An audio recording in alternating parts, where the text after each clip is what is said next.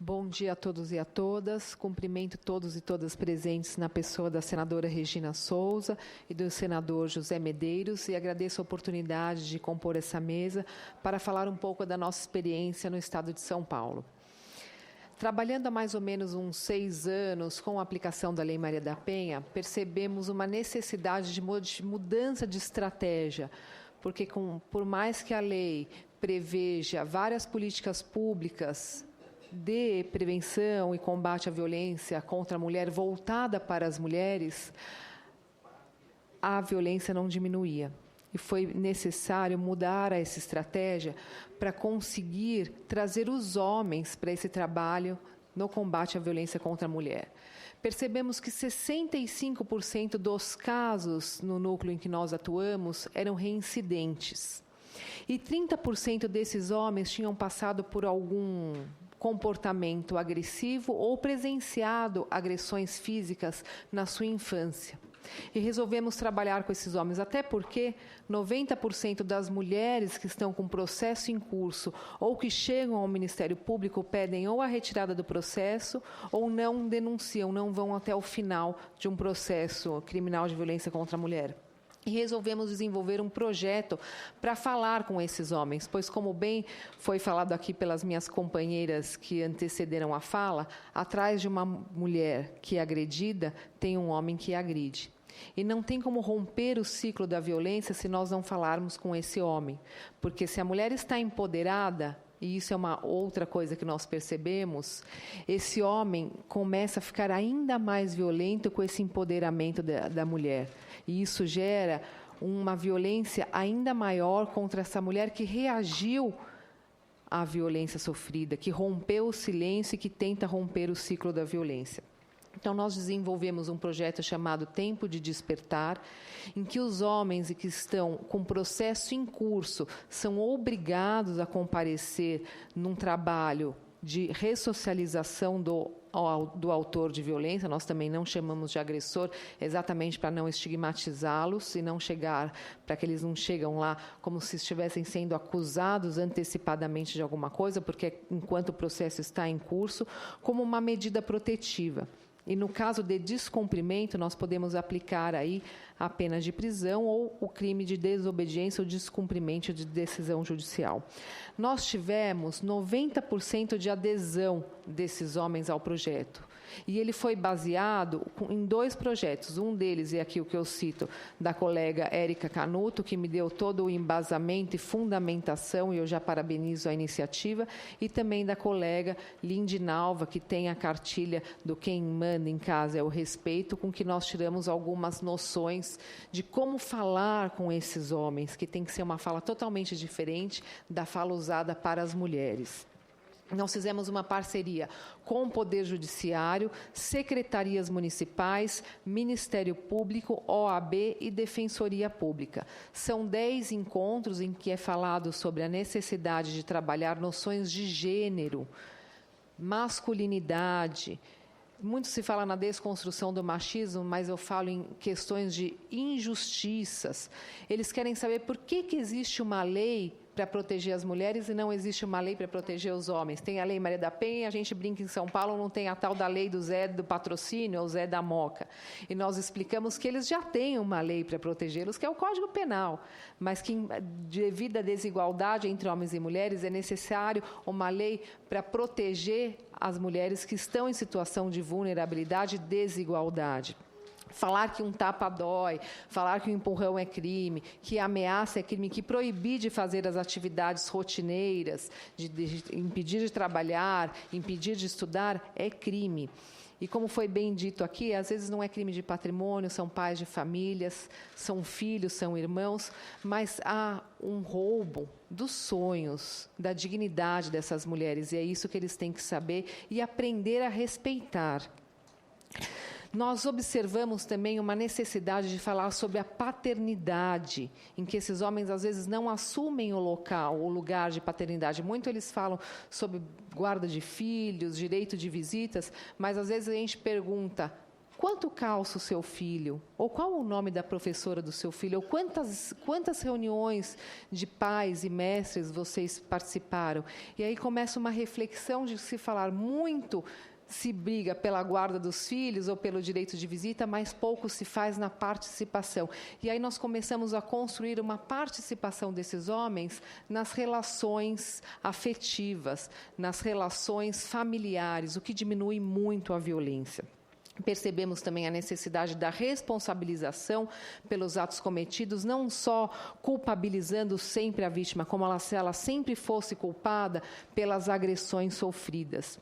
E isso também, nós identificamos a necessidade de trabalho com esses homens logo no início da primeira ameaça, do primeiro xingamento, porque trabalhando também nos casos de feminicídio e atuando no Tribunal do Júri de Combate à Violência contra a Mulher, nós percebemos que o homem não acorda do nada e agride ou mata uma mulher. Isso é uma evolução de vários fatos cometidos anteriormente, que começa com xingamento, com ameaça, com agressão física, com a privação de liberdade e acaba evoluindo para o feminicídio. Então, o trabalho com os homens que estão em processo judicial é muito importante para a prevenção dos feminicídios. E isso é uma das formas que nós encontramos de trabalhar com esses homens. Dos 65% de reincidentes, inicialmente, antes do projeto Tempo de Despertar, nós conseguimos uma redução na primeira edição para 0 de reincidência. Nenhum dos 30 homens com quais nós trabalhamos voltaram a reincidir. Nessa segunda edição do Tempo de Despertar, nós tivemos um índice de reincidência de 2%. 4 homens voltaram a reincidir. Mas se nós não tivéssemos o projeto, nós não saberíamos que eles estavam reincidentes. E nós conseguimos novamente medidas protetivas, colocar essa mulher na rede protetiva dos direitos e, quem sabe, evitar aí um feminicídio, que acho que é o objetivo principal dessa luta de todos e todas nós no combate à violência contra a mulher. O que eu percebi também é a necessidade de criar uma obrigatoriedade para esse homem comparecer a esses projetos de reeducação, ressocialização do autor de violência e trazer algum benefício para ele. Então, nós vimos a necessidade de ser como medida protetiva, e o descumprimento gera algum tipo de punição ou pena, enfim, ou até uma pena de multa. E, no caso deles comparecerem a todos os cursos, um benefício, como a atenuação da pena ou a substituição da pena privativa de liberdade pelo sursi ao final da condenação. E também, por fim, a necessidade de falar sobre a desconstrução do machismo, a reflexão sobre o papel do homem, da masculinidade e a necessidade de falar, como foi bem dito aqui pela Virgínia, que a luta das mulheres não é uma luta contra os homens, mas sim uma luta a favor da igualdade, a favor dos direitos das mulheres, e fazer com que eles sintam isso e vejam que as nossas conquistas, de forma nenhuma, ferem o direito dos homens, mas sim o espaço que está sendo ocupado por nós, que já é um espaço nosso. E isso é muito importante que eles reconhecem. Eu quero, por fim, falar também algumas frases que foi dita pelos homens nos últimos encontros. Não é vergonha chorar e se abrir para mostrar que você é homem. Esse negócio de agressão não leva a lugar nenhum. Os colegas que fiz no curso vou levar para a vida inteira. Esse projeto abriu minha mente, eu ainda amo minha ex-mulher, mas sei que tenho que respeitar a decisão dela. Eu vi meu pai batendo na minha mãe a vida inteira. Nesse curso, vi que isso não é normal. Aprendi que não se deve bater em mulher nenhuma. Nós deixamos um legado em Taboão da Serra.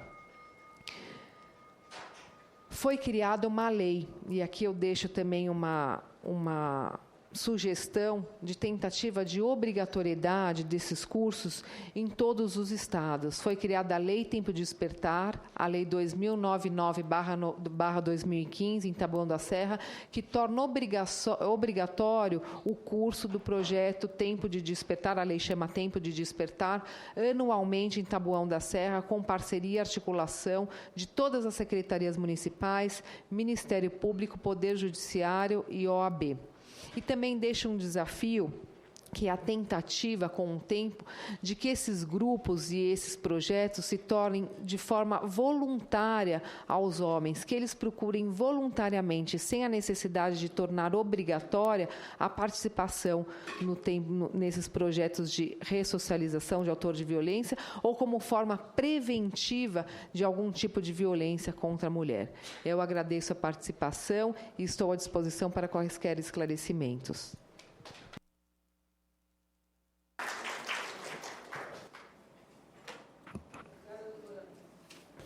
Obrigada, doutora Maria Gabriela. E agora nós vamos à participação da plenária. Prioridade são, pela regra, são os parlamentares. A deputada Conceição saiu. Tem a Érica, então. Vamos ouvir a Érica, depois eu passo... E depois vai retornar para a mesa, viu, gente? Vocês podem fazer anotações, fazer...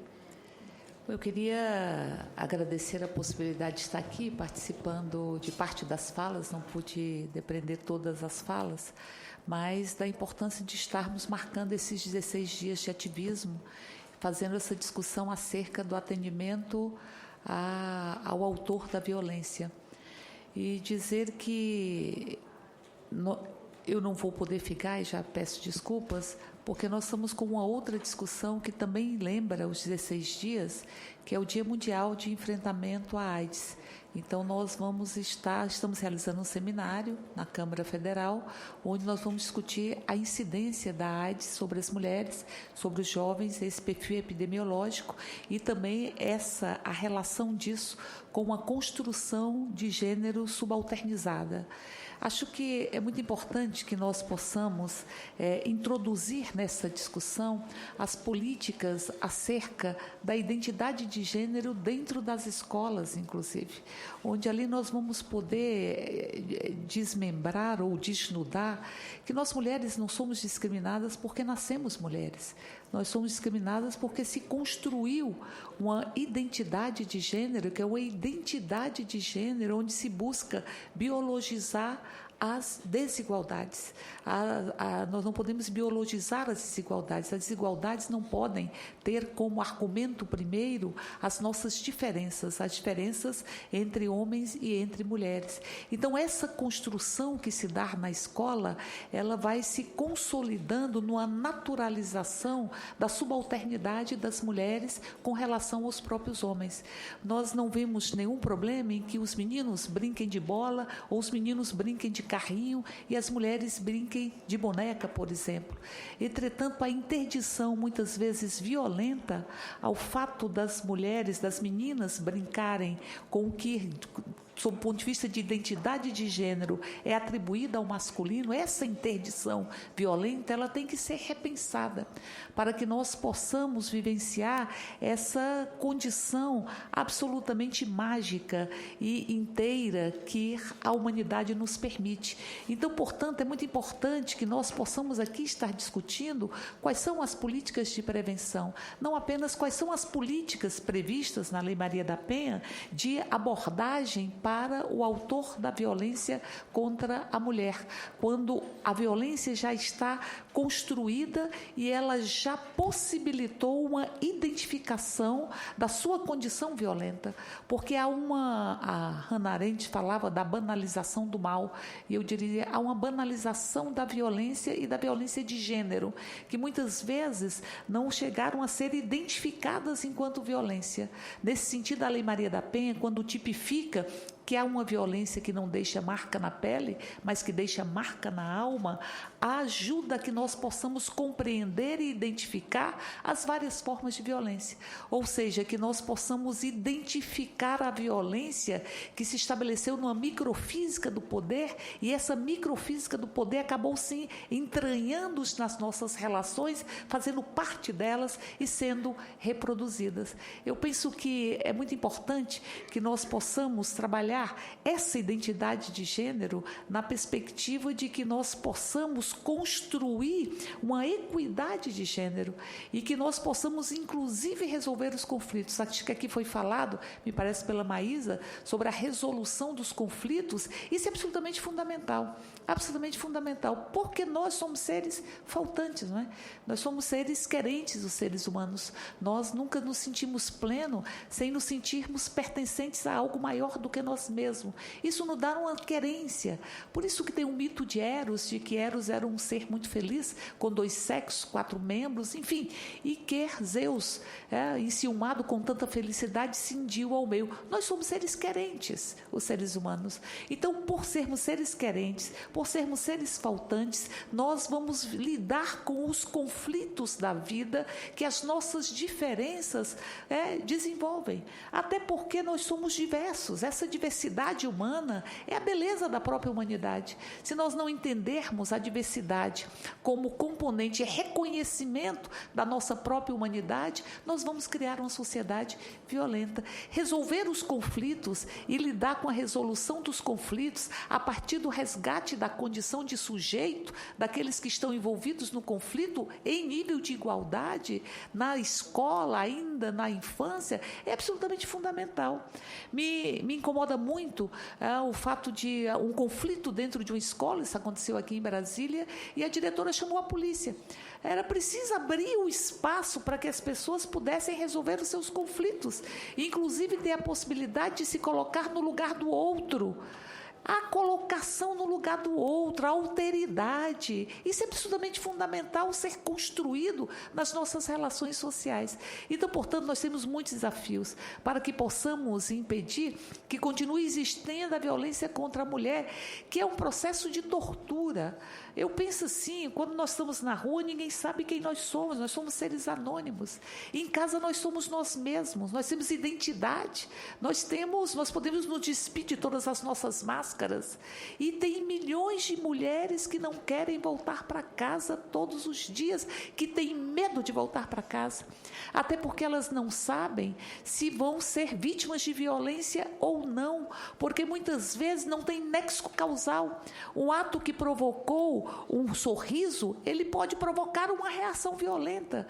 É um arrancar as mulheres delas mesmas. Elas vão sendo arrancadas delas mesmas e vão sendo esvaziadas enquanto pessoas e transformadas no espelho do desejo do outro, anuladas, desumanizadas. É uma desumanização permanente, cotidiana, provocada por quem você escolheu para viver com você, via de regra, para quem você escolheu para viver com você, para quem é o objeto do teu amor, do teu afeto. E essa violência, ela é crescente, porque ela vai invadindo o outro, vai arrancando o outro dele mesmo, mas ela não cresce linearmente. Ela cresce muito em espiral. E muitas vezes há a violência, o cume da violência, depois há o arrependimento, o choro, o presente, mas ela tende a continuar porque ela está arrancando o outro dele mesmo. E esse processo de posse do outro, ele é um processo que precisa ser contido. Por isso eu penso que esse movimento, que deve começar ainda na escola, com a discussão de identidade de gênero, para que nós possamos construir uma sociedade onde o fato de o masculino não seja identificado com a dureza, com a violência, com a força, que não seja identificado. Até porque aquele menino que aprende que a violência resolve os conflitos, ele vai, quando se sentir mais forte, vai tender a resolver, a anular o mais frágil. E quando ele se sentir mais frágil, ele vai se submeter. Então não vai se construir uma sociedade com consciência crítica, com a condição de sujeito inteiro, onde as pessoas possam, inclusive, se contrapor ao que encaram que não é uma postura correta. Nós não queremos uma sociedade de submissões, onde os mais fracos se sintam submissos e os mais fortes, momentaneamente mais fortes, possam oprimir e anular o outro. Também não queremos a paz dos cemitérios, ou seja, de quando você anula o polo, teoricamente mais fragilizado, a impressão que se tem uma paz, não se tem paz. Se tem só um, onde deveriam ter dois. Se tem só um, tem um outro invadido e rompido na sua própria humanidade. Por fim, eu gostaria de dizer que é muito importante que esse movimento seja um movimento que atenda e que possa fazer repensar aquelas pessoas que provocaram a violência, mas que também as pessoas que foram vítimas de violência possam também se repensar e ressignificar a sua própria vida e que possam se empoderar e que possam ressignificar, porque o processo de violência, esse esvaziamento, essa desumanização, ele tem que ser interrompido e tem que se ter uma ressignificação da própria vida, das próprias relações, dos próprios sentimentos, da própria percepção das mulheres, de cada uma delas mesmas. Até porque eu penso que tem dois elementos que estão muito presentes na nossa sociedade, pautada no consumo, na coisificação do ser humano: o medo e a espetacularização do medo e a culpa. Quantas vezes eu vi mulher se sentir culpada porque foi vítima de violência e perguntaram onde foi que ela errou, onde foi que ela errou. Onde foi que ela errou? E aí se justifica em grande medida como ela não pode cumprir o mito da relação a ser construída e da relação feliz, ela se sentir cedendo e ceder naquelas imposições e invasões. Eu encerro dizendo que é preciso que haja os espaços para a mulher e os espaços para os homens, para que possam ressignificar as suas vidas e refletir sobre elas numa sociedade que tem uma profunda preguiça analítica. Mas que essa discussão não é uma discussão menor, ela não é uma cereja do bolo, ela não é um chantilly do café.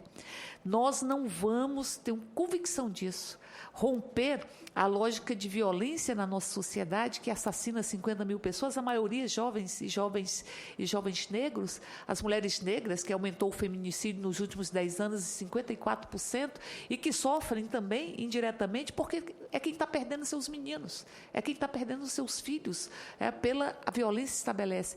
Essas 50 mil mortes, elas pressupõem uma desumanização simbólica antes do próprio óbito, antes da desumanização literal. Se nós não rompermos a desumanização simbólica que atinge as mulheres, que não podem ser donas do seu corpo, da sua vida, da sua história, delas mesmas, do seu querer, do seu desejo, enfim, se nós não rompermos essa desumanização simbólica, nós não vamos conseguir construir uma cultura de paz. Eu acho que o Estado deveria trazer para a centralidade da agenda nacional a discussão de equidade de gênero, porque ela envolve mais de 50% da mulher. Ela tinha que ser prioritária. Nós não podíamos permitir um projeto, esse 5069, que foi aprovado na Câmara, que dificulta o acesso das mulheres vítimas de violência à pílula de dia seguinte, que humilha a mulher, que a culpa pela violência que ela sofre. Nós não podíamos permitir que isso existisse. Por isso eu penso, vamos trazer para a centralidade da agenda do Estado a equidade de gênero para que nós possamos construir uma cultura de paz. E encerraria com um relato ontem, Regina, que uma mulher de 40 anos que foi dormir na casa de uma amiga depois de uma festa, alguma coisa assim, e acordou sendo estuprada pelo filho da amiga. E ao fazer um depoimento na delegacia, ela quase ficou presa, porque ali o delegado disse que ela tinha consumido bebida alcoólica.